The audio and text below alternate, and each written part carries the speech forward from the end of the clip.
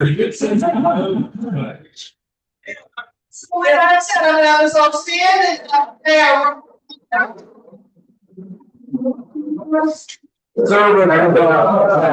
Sorry, Phil. Flag, please. Pledge allegiance.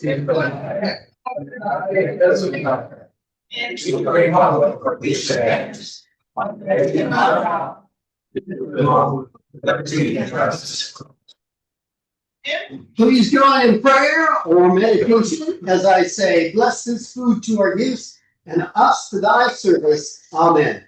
Amen. Amen. Who's leading us in song today? Chip. Chip. This is a big birthday weekend. Does everybody know that? No. My birthday's in February. Okay, well, we're gonna sing 2 songs today. Both that are related to the birthday celebration that's going on in DC this weekend. If you didn't already know that the Army on United States Army on this weekend on the 14th will celebrate its 250th anniversary. Marine Corps was a little bit later on, but also celebrating its 250th anniversary in November. So, since we have the Army on page 22 and the Marine Corps on page 23, let's sing them both in the same key. We won't get too confused. Okay, I'll start the Army song. First to fight for the right, and to the nation's high, and the army your only home. We have done fighting simple battles, and the army your only home. It's high, the army from the way, and all the takers are where we go, you always know that the army goes trouble. And page turn. 23. From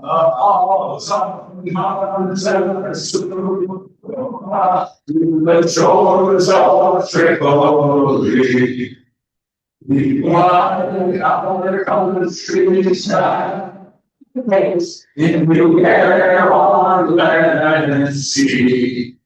But the life I'm free enough to keep we got to save the side of the United States Marines. Very nice.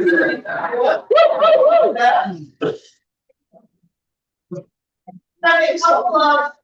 We're gonna turn it over to our teacher. There we go. Again, if you haven't gotten up with Joe Natali to sign up for our installation dinner, please make sure you do that. We are just approaching almost the 40 participation mark of members coming to the dinner that night. Again, that will be on June 24th. Thank you, June 24th at 5:30 p.m. at the Coach House. We are not having a meeting that day. Keep saying that so you don't show up here at noon wondering where is everybody. We're not here. Secondly, we also have a Rotary cleanup day of Route 184 that's scheduled for Saturday, June 21st at 9 a.m.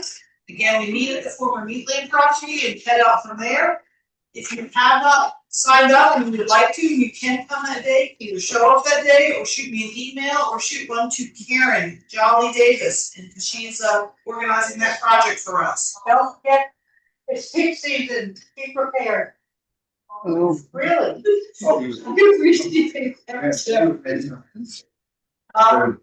And then we have a couple of dates that we shot out an email to you about with some events that we're doing with the school system.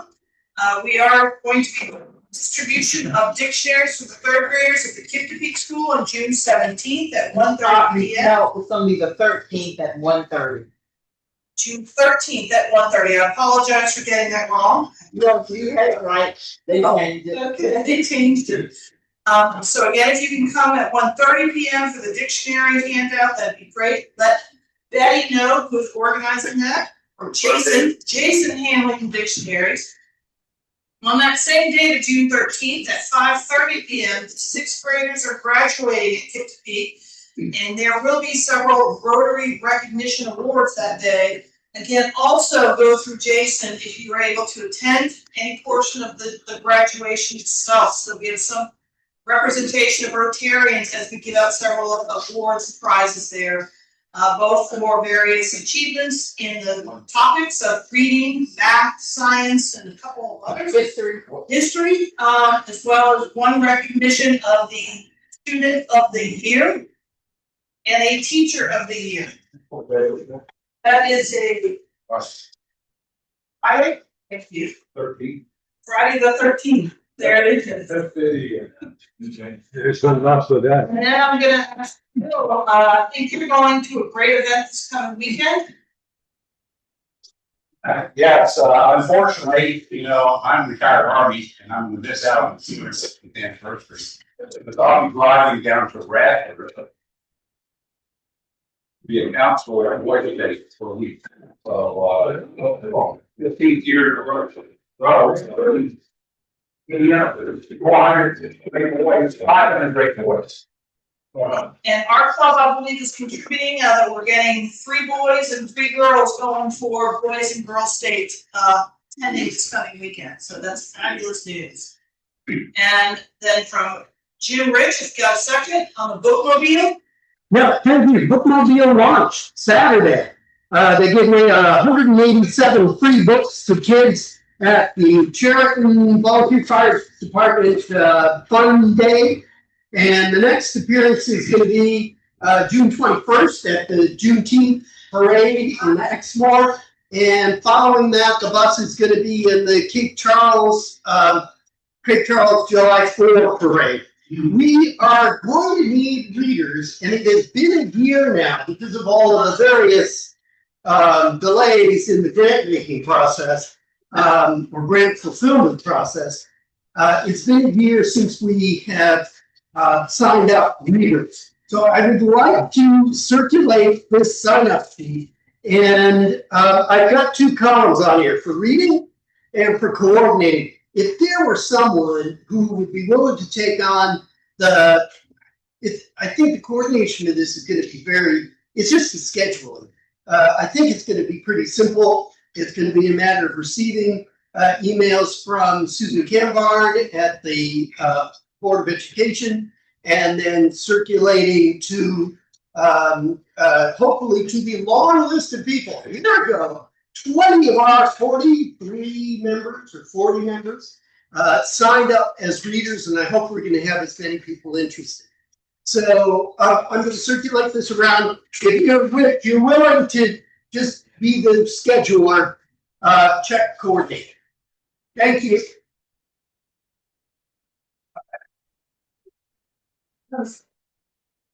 So while that's going around, I'm going to open it up to Happy Dollars.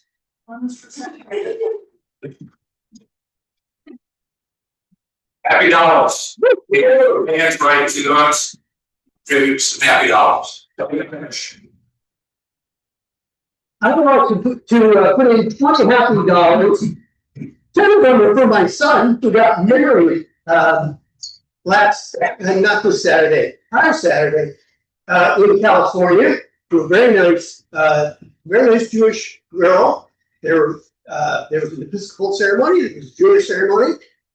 And so now I have a Jewish daughter-in-law, a Hindu son-in-law, and I am in a position to celebrate. I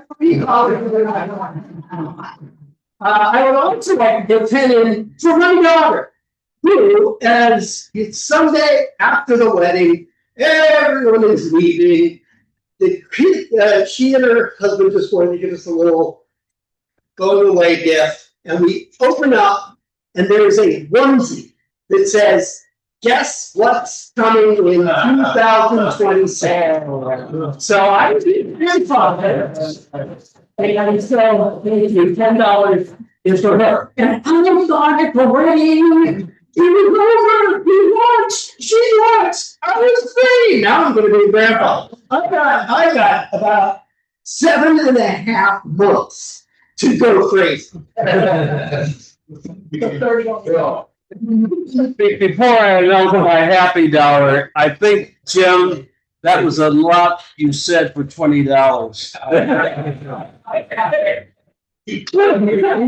So consider upping that. I'm happy because we were setting up for the board meeting and my good neighbor Brian walked in. Brian has completed his firefighter training and he promises to come to more meetings. Ryan, if you didn't know, is my cross the street good neighbor and friend. So Ryan, $5 for showing up. On advice of counsel, I'm now giving $30. Thank you. Joe. I would like to donate $5 also, congratulating Marnie for passing the volunteer fire defense. Excellent, yeah. Any other happy dollars, Stanley? I'm giving $10. Oh, wow. You don't know what that means for Stanley. My grandson's graduating this evening from Mantua.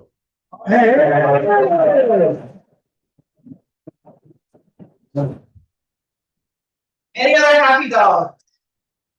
I'm gonna accelerate just a little bit before we turn to our guest speaker. I know we still have our Kina Hearts to go yet. We had an opportunity that came from Small Smokehouse. They had a food truck. And they have actually extended this opportunity to nonprofits throughout our community, that if your nonprofit is willing to staff and run the food truck, Smalls will provide all the food. We're just doing the sales piece of it at the Central Park Concert Series this summer. They've extended that invite to this club. We would like to say yes to it. There are 3 dates still open: July 26th, August 16th, August 23rd. We would need about 6 people who would commit to working the food truck on one of those 3 days. And we would need to pick that today so we can lock it down with Smalls. July 26th, August 16th, and August 23rd. The value of this for us as a club is we will be receiving a portion of the sales from that evening's food truck. So we would get approximately 60% of the profits from that day if we staff the food truck. Smalls, of course, cover the cost of the food itself and receive a portion of the sales.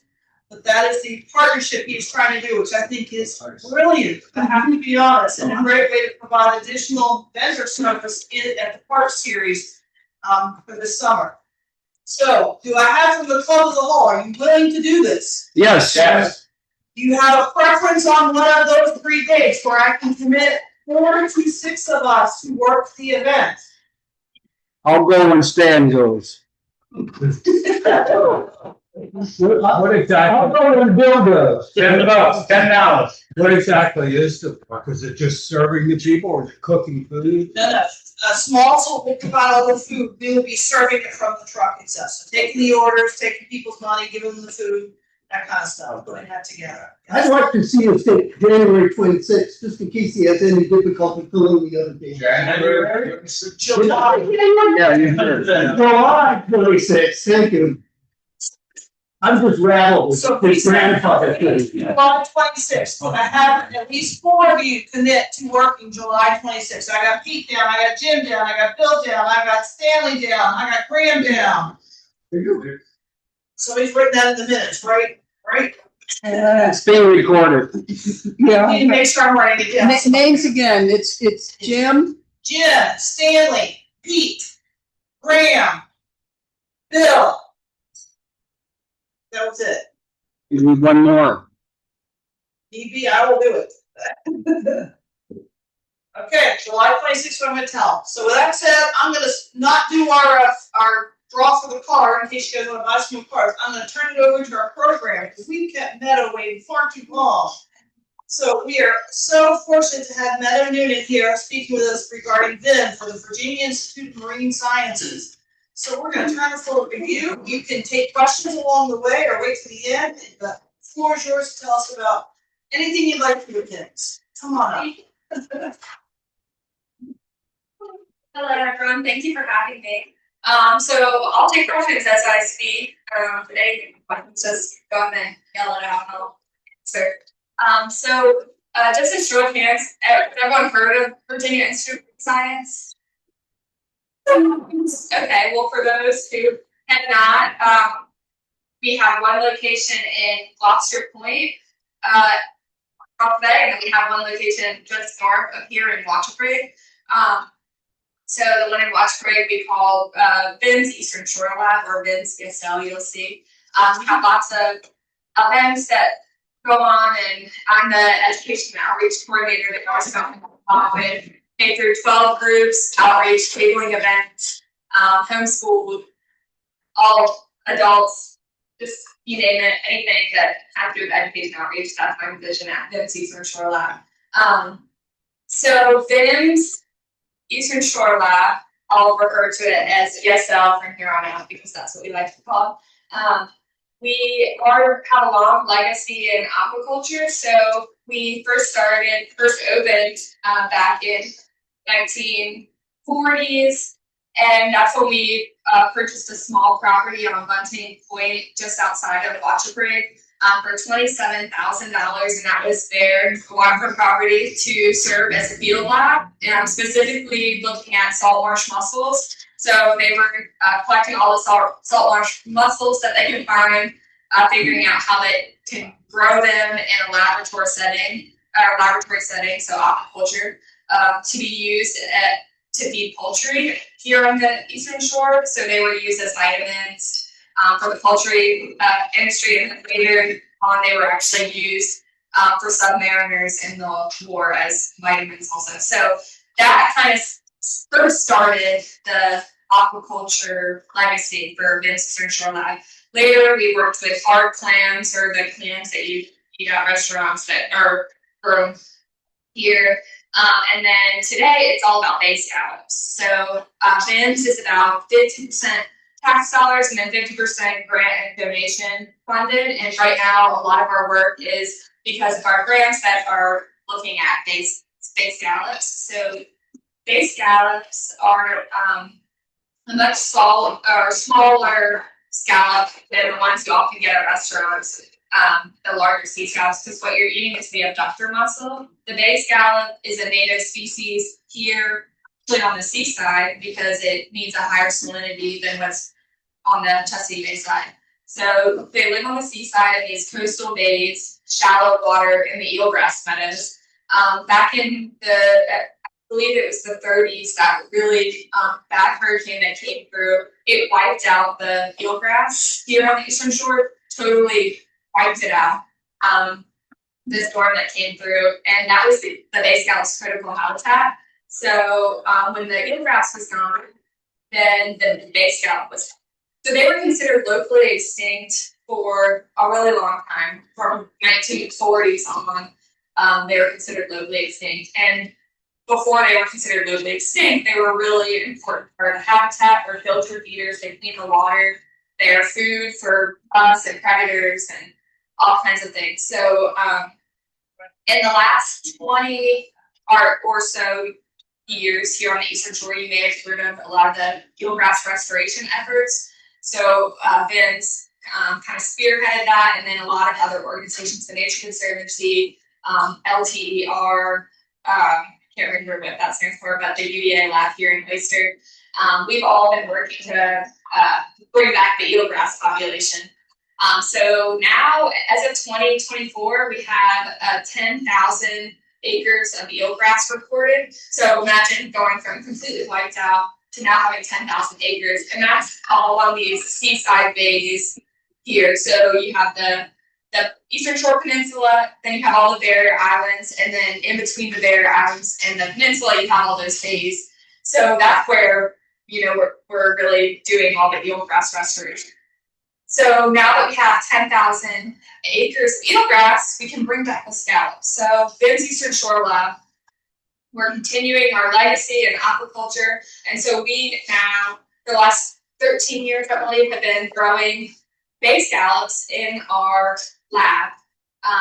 So what we did was we went to New York and we went to Florida and we got the same species of bay scallop and we bred them to grow a scallop that can survive in that mixing climate between New York and Florida. And we've had great success. So now in our densest of areas, to try and give you an idea, we have per square meter, so like this, per 6 square meters, you might find one bay scallop. Doesn't sound like a lot, but we are now finding scallops that we know we did not grow in our laboratory based on the size that are wild spawning out in the seaside bays here. So we have a healthy population of scallops coming back. And I have a lot of friends, just having grown up on the Eastern Shore myself, I have a lot of friends who are watermen, and they're telling me, we're finding scallops in our cages. They're growing clams and oysters out there, so that scallops will actually get in the cages and stuff. So we're finding lots of people who are reporting scallops now in those seaside bays. So it's a really exciting restoration success story, both the eelgrass and now the bay scallops that BIM's Eastern Shore Lab is doing. And so how do we know those numbers? So every year in July, our team and a bunch of volunteers, we go out on the bays here, our boat, and we lay those meter by meter transects in the marsh grass and feel around. So random sample is what that's called. We throw the transect out, and wherever it lands, we feel every inch of that in the grass and find all the scallops that we can, and we count them. And we bring those scallops back to the lab, and that's what we use as brood stock. So that's what we use to as the parents of the future scallops that we're going to be growing, or that we grow. So those are the parents, and then when we spawn the baby scallops in our labs, so when the parents reproduce in our lab, we take those, we raise them up until about thumbnail size, so that normally takes a couple months, and then we sprinkle them out into the eelgrass space. And that's really how we do the restoration.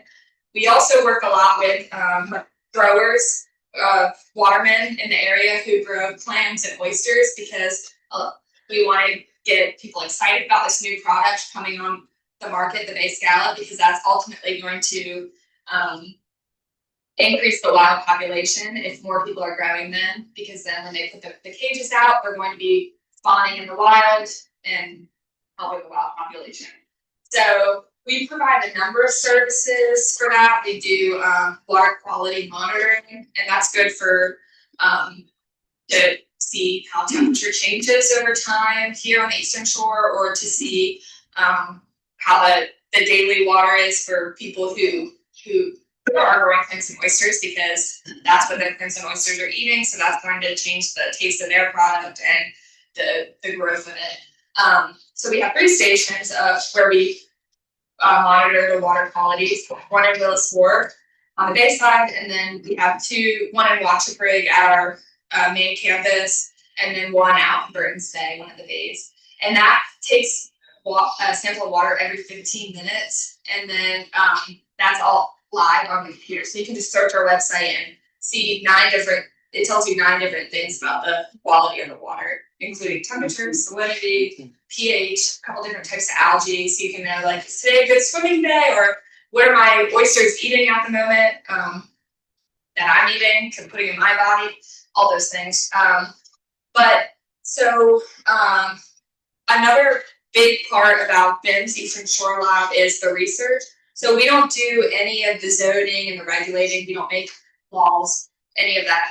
We just go out, we collect the research, the data, do the research, and then share that with people who want it. So whether that be a pre-K or a first grade teacher studying water quality, that might be beyond first grades curriculum, but you get my point. Or policymaker, BMRC, anyone who wants to know the data or the research. that we're doing. We provide that to the public.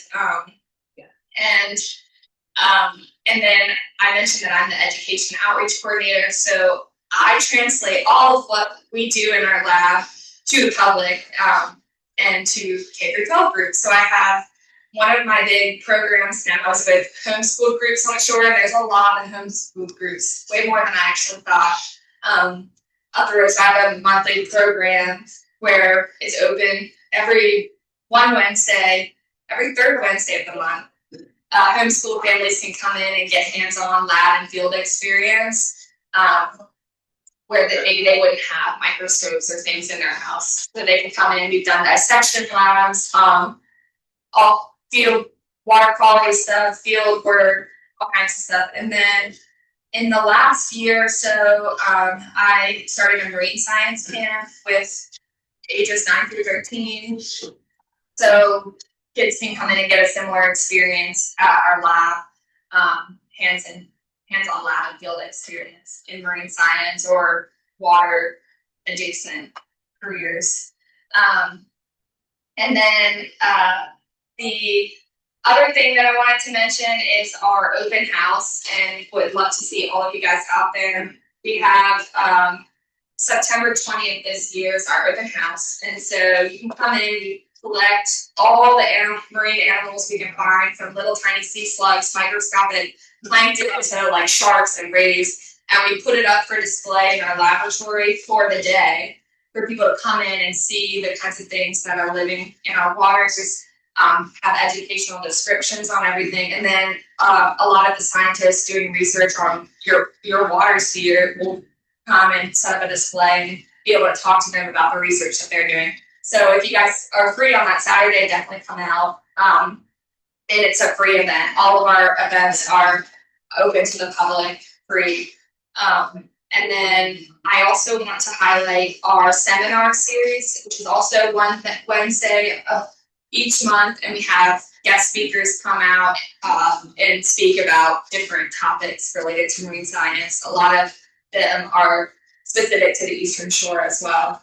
And it's normally about an hour at 7 p.m. And if you follow us on Facebook, VIM's Eastern Shore Lab, you can get live updates about all the things that we're doing at our lab. Yeah, does anyone have any questions? How large is your staff? We have 14 people, and that's including everyone who clean the buildings, operate on the boats, faculty, myself, boat operators. Yeah, 14 people. And is that in the Eastern Shore ESL or? It is in Watchbridge, which is a little north of Exmoor. Yeah. Yeah, so we have all the school. We'll also go to the schools too, but a lot of the, particularly public schools with very large class size and budget restraints and stuff, it's easier for me to come to that. A lot of times I'll bring what I can provide to the classroom, and then they come to me. So. Random question. Oh, I'm sorry. Stan. You said that when you find scallops, you put out a Yeah. or something? I'm sorry. It's we use PVC pipe, and we made a square out of that that measures to be a meter square. So it's like a hollow PVC pipe square, and that's what we use. And so we all are on our boat, and we branch out in like a starburst shape and throw the transect in a line, and you go outward, and so then we get a certain amount of meter by meter squares per day per person. And so all of that gets totaled into. Approximately how many scallops? Yeah. So we think, based off of that method of research, that we had in 2024 about 2.6 something million scallops. Wow. Yeah. Yeah. Okay. Yeah. Would be eating scallops for you. So that's one of our big kind of collaborations, is working with growers and trying to get them excited about it. So a lot of them have actually started growing scallops alongside their clams and the oysters. Yeah. Very different method, but similar resources. And so if they're interested and willing, then it's feasible at any hatchery here on shore. And then there's one in Chincoteague now that is solely doing scallops. bay scallops. So if you order bay scallops on the menu right now, it's, unless they specify that it's from the shore, then it's likely going to be from China, because they have the largest bay scallop industry. And so they'll have been frozen for a while, because bay scallops actually swim like a clam or an oyster, so they clap their shell together. And so when their shells totally closed, there's two gaps on either side, so they don't seal well like a clam. A clam, if it seals, it can live in a driveway for days without drying out, and you could put it back and it would survive. A scallop shelf life is much shorter because of that. It's going to dry out. So that's why we want to bring that the bay scallop industry back to the shore, because it was once here. It's a native species, it's important, and it's a product that we could also be, growing to market here on the shore. Not a question, but we got to your facility here on the shore, on the garden tour, Yeah. and it was a very pleasant surprise. Oh, wonderful. A lot of fun and very interesting. So Yeah. if you haven't been there, Here. So that was something different actually that I collaborated on with the garden tour. So I was the lead person at NIM, so I appreciate that, because it was something a little different. We were trying to cater it to the garden tour, which, if you all are familiar with, is all about plants and gardens. So what we did was underwater theme. And so we did like seaweed tanks and oyster gardening, and how aquaculture cages draw, basically have gardens living on them with barnacles and algae and all these things. So it's something different. We did microscopic gardens, you can see under the microscope. All of our events are something different that I think nowhere else on the shore really can do, the kind of facilities and the people wanting to do that. So it's definitely worth coming out to one of our events. Marine Life Day is really good, so I would encourage you to come check that out as well. Are you hearing anything about the crab harvest this year? I heard it's low. So I don't know too much about the crab harvest, because, as I mentioned, most of our research is going to be based off either grant funding or donation based. So we don't. I've also heard that about the clams, but because we're not researching or studying it, I don't personally know about that. But something that maybe will be looked into. Any other questions for Meta? Thank you so much for coming. Yeah.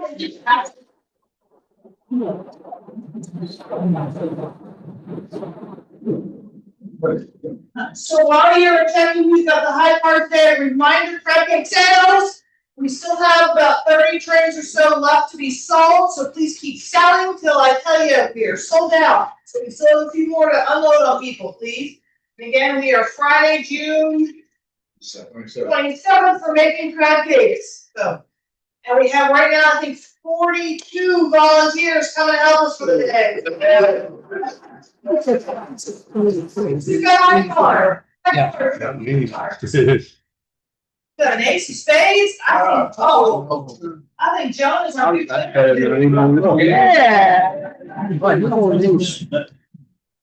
yeah, it's that Mark.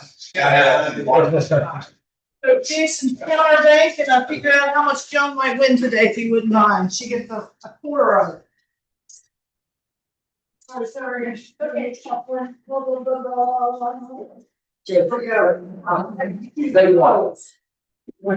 31. Yes, that's, 6-4. Headlines. Not a winner. We're alive again. $31. So that stays for the whole. Hang on, not you are gonna get $5. Here's the $5 in there. Here's a big win for the day. That's it. Meta, we do have a little gift for you. Thank you, Bill. I was looking for it. So we are celebrating 100 years of our club. So we thank you for coming to talk to us, and hopefully we'll have you again. Yeah, thank you for having me. We appreciate it very much. So with that said, everyone stand for the thing you can't do as Rotarians. Number 1. 2. 3. 4. The best one. Will we have fun? Everybody have a great day. Thank you.